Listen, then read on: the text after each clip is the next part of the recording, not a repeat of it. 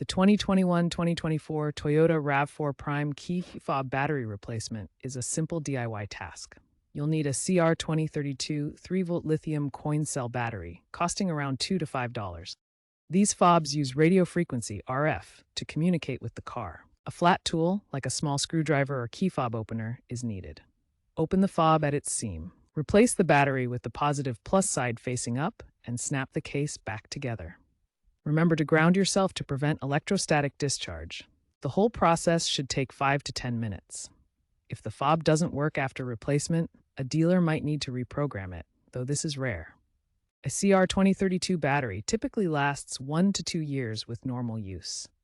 Cold weather or frequent long-range unlocking can shorten its lifespan.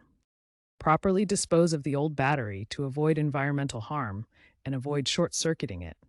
Reseal the fob with silicone grease to prevent water damage, a rising concern in 2025. While the RAV4 Prime uses disposable batteries, future trends include rechargeable batteries, app-based remotes via smartphone NFC, and potentially battery-free fobs.